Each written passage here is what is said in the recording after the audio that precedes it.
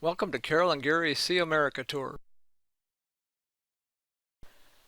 Hello again, everyone. I said at the end of the last video that we would be driving west from Louisville to get to Lexington, but Carol, Jasper, and I actually drove east 75 miles and are now in Lexington. Lexington is known for horse farms and thoroughbred racetracks, so we started off a cold Saturday morning, November 2nd, by going to the National Horse Show at the Kentucky Horse Park in Lexington. We didn't want to spend all day at the show, but we did get to see the 15 and under Junior Hunter Division competitors with 3-foot 3-inch high fences. The junior class refers to the competitor's age, in this case 15 and younger. The hunter category refers to the attire that they wear. As you can see, this means conservative. Judges watch for things like fences being knocked down.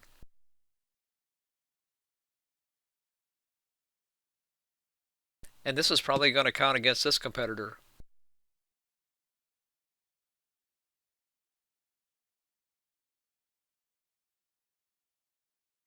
After the National Horse Show, we drove to the other side of the Kentucky Horse Park to see the Equine Theme Park. This is a working horse farm that is dedicated to man's relationship with the horse. We attended the Hall of Champions show, which as the name implies is a retirement home for racing champions in the horse world. The first horse that we saw was named Da Hoss. Da Hoss is a 27-year-old racehorse that is best known for winning the Breeders' Cup Mile twice. The second horse that we saw was Western Dreamer. Western Dreamer is a 25-year-old standardbred racehorse. Standardbreds, like thoroughbreds, are horses that were bred for racing. But the standardbred is best known for its ability in harness racing, where the horse pulls a rider in a small cart behind the horse rather than the rider actually riding the horse. Standardbred horses are pacers, meaning that they lift the front and back leg on the same side and then rock back and forth as they run. Western Dreamer is probably best known for winning the U.S. Pacer Triple Crown in 1997. After the Hall of Champions show, we walked to another building nearby to see the parade of breeds. The first horse that we saw was the Palomino. The Palomino is a generic color in horses, consisting of a gold coat and a white mane and tail. The degree of whiteness can vary from bright white to yellow. Palominos are generally good all-around horses, but tend to need high levels of daily care because of their metabolism and energy needs. Due to their distinct color, Palominos are much sought after as parade horses and were very popular in movies and television shows during the 1940s and 1950s. One of the most famous Palomino horses was Trigger, the faithful mount of Hollywood cowboy star Roy Rogers. Another famous Palomino was Mr. Ed, who starred in his own TV show in the 1960s. The second horse that we saw was a Mustang. Mustangs are often referred to as wild horses, but because they were descended from once domesticated horses, they are actually feral horses. Mustangs make especially good trail horses because they are fast learners and notice everything. Mustangs are capable of bonding deeply with their human, just as they bond with their herd mates in the wild. The third horse that we saw was the American Cream Draft. The American Cream Draft is the only draft horse breed developed in the United States that is still in existence. A draft horse is a large horse bred to be a working animal, doing hard tasks such as pulling a plow on the farm. The breed was developed in Iowa during the early 20th century. The Great Depression and then the mechanization of farming in the mid-1920s led to a decrease in the breed's population. The fourth horse that we saw was an English Shire. The Shire is a British breed of the draft horse, similar to the last horse shown. It is a tall breed that has held world records as the largest horse and the tallest horse.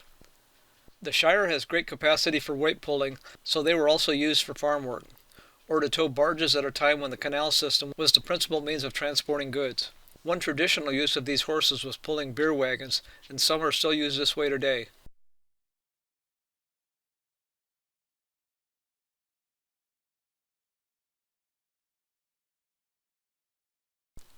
The fifth horse that we saw was the Suffolk Punch.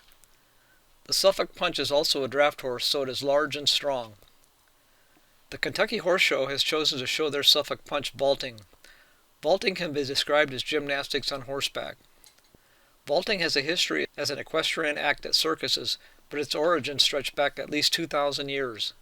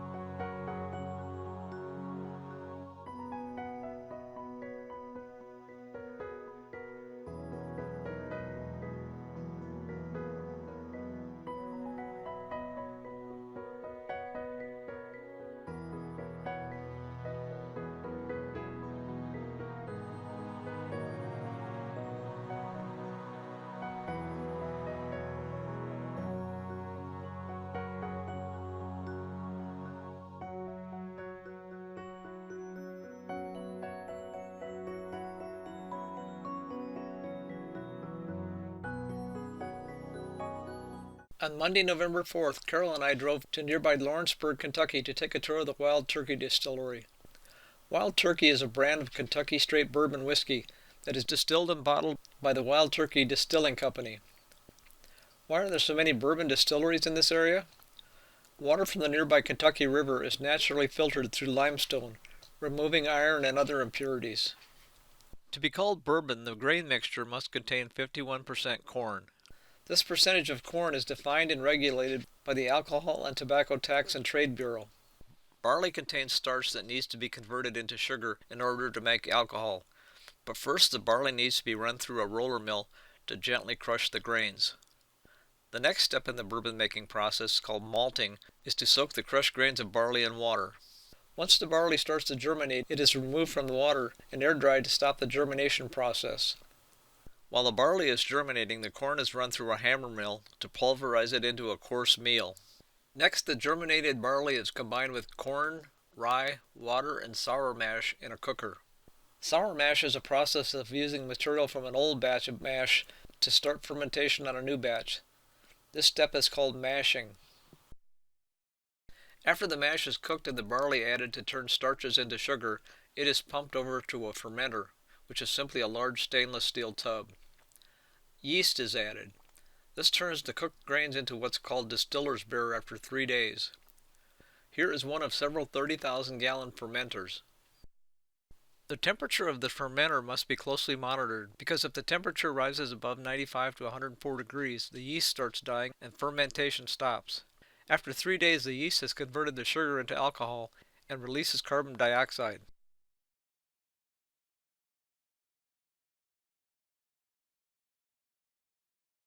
The alcohol or distiller's beer, currently at approximately 9% alcohol, is filtered and then sent on to the next step. Spent mash, which is filtered out, gets loaded into trucks and sent to local farmers as feed. After a lengthy process that I'm not going to get into, the bourbon is poured into 53-gallon charred oak barrels. This is again a requirement of the Alcohol and Tobacco Tax and Trade Bureau. Bourbon must be aged in new oak containers that have never been used and must be charred. Bourbon must be matured in oak barrels for at least 2 years, but most of the Wild Turkey bourbon is matured for at least 6 years to improve the color and enhance the flavor. After our hour-long bourbon tour, we were taken back to the visitor center where we sampled Wild Turkey. On Wednesday, November 6th, Carol and I visited the childhood home of Mary Todd Lincoln, the wife of Abraham Lincoln. Mary Todd was born on December 13, 1818, the fourth of 7 children, to a wealthy and prosperous family. She was trained in the social graces common to her class and time. She received a good education in a wide range of subjects, including learning to speak and write French. With her father's close friendship to Kentucky's political leaders, Mary developed a voracious interest in politics and political issues. Mary's eldest sister, Elizabeth, married in 1832 and moved to Springfield, Illinois, with her husband to pursue a political career. Mary visited Springfield for 3 months in 1837, but she did not meet Abraham Lincoln during this visit. Instead, she returned to Lexington for another 2 years before coming back to Springfield in the late autumn of 1839. Abraham Lincoln had previously been a law partner of Mary's cousin and was at the present partners with another cousin. Lincoln was a 4-time member of the Illinois State Legislature and a leader in the Whig Party of Illinois, which would later become the Republican Party. Although they came from very different economic and social backgrounds, he and Mary shared a sense of humor, of love of politics, and a healthy dose of ambition. They wed on November 4, 1842, in Mary's oldest sister's home in Springfield. Mary was 23 years old. She and Abe would have 4 sons. After getting married, Mary's primary focus was raising her family and often did the cooking and cleaning of their house. But she also had an active role in promoting her husband's political career. When he began seeking an appointive position, it was Mary who handwrote his solicitation letters to Whig Party leaders. When he was offered the governorship of the Oregon Territory, she convinced Abe not to take this position because it would remove him from a potential national position. Mary's mother died in 1825 when Mary was 7 years old. Shortly after her mother's death, Mary's father remarried and fathered 9 more children. When the Civil War broke out in 1861, one of Mary's brothers and 3 of her half-brothers joined the Confederacy, and all 4 were killed.